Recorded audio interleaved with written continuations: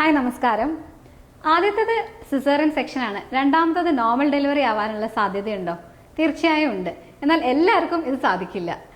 ആദ്യത്തെ ഡെലിവറി കഴിഞ്ഞ് ആദ്യത്തെ സിസേറിയൻ കഴിഞ്ഞ് ഏകദേശം 3 വർഷത്തിന് ശേഷം രണ്ടാമത്തെ പ്രഗ്നൻസി ആവുന്നവർക്കും ഈ പ്രഗ്നൻസിയിൽ വേറെ കോംപ്ലിക്കേഷൻസ് ഒന്നുമില്ല. മെഡിക്കൽ കോംപ്ലിക്കേഷൻസ് ആയിട്ടുള്ള പ്രമേഹം, രക്തസമ്മർദ്ദം ഇതൊന്നുമില്ല. കുഞ്ഞൊരു ആവറേജ് സൈസ് ബേബിയാണ്. മറുവിന്റെ പൊസിഷൻ നോർമലാണ്. മറു താഴെയൊന്നുമല്ല. അതേപോലെ കുഞ്ഞിന് വളർച്ചക്കുറവ്, വെള്ളക്കുറവ് ഇങ്ങനെയുള്ള യാതൊരു കോംപ്ലിക്കേഷൻസും ഇല്ലാത്ത ഒരാളാണ് എന്നുണ്ടെങ്കിൽ നമുക്ക് ഡെലിവറിക്ക് ട്രൈ ചെയ്യാവുന്നതാണ്. ഇതിനെ നമ്മൾ വെജൈനൽ ബർത്ത് ആഫ്റ്റർ സിസേറിയൻ എന്നാണ് പറയുന്നത്.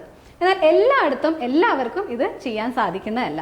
നമുക്കൊരു ടെർഷറി കെയർ സെന്ററിൽ, അതായത് എമർജൻസി CS ഏത് സമയത്തും ചെയ്യാൻ സാധിക്കുന്ന ഒരു സ്ഥലത്ത്, 24 hours അനസ്തെറ്റിസ്റ്റിന്റെ ഫെസിലിറ്റി ഉള്ള ഒരു സ്ഥലത്ത്, അതുപോലെ ബ്ലഡ് ബാങ്ക് ഫെസിലിറ്റി ഒക്കെ ഉണ്ടെങ്കിൽ കണ്ടിന്യൂസ് ആയിട്ട് നമ്മൾ കുഞ്ഞിന്റെ ഹൃദയമിടിപ്പ് മോണിറ്റർ ചെയ്തുകൊണ്ട് നമുക്ക് ഡെലിവറിക്ക് വെക്കാവുന്നതാണ്.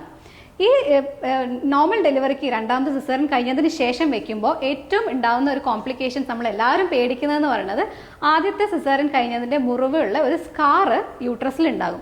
ഈ സ്കാറിന് ബുദ്ധിമുട്ടൊന്നും വരുന്നില്ലല്ലോ എന്നുള്ളതാണ് നമ്മൾ നോക്കേണ്ടത്. സോ അങ്ങനെയുള്ള എന്തെങ്കിലും പ്രശ്നങ്ങൾ വരുന്നുണ്ടോ എന്ന് നോക്കാനായി കുഞ്ഞിന്റെ ഹൃദയമിടിപ്പ് കണ്ടിന്യൂസ് മോണിറ്റർ ചെയ്യും.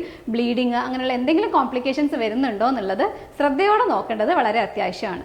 ഇങ്ങനെയുള്ള ഫെസിലിറ്റി ഉള്ള ഒരു സ്ഥലത്ത് നിങ്ങൾക്ക് തീർച്ചയായും രണ്ടാമത്തത് ഡെലിവറിക്ക് വേണ്ടി ട്രൈ ചെയ്യുന്നതിൽ യാതൊരു കുഴപ്പമില്ല. Thank you.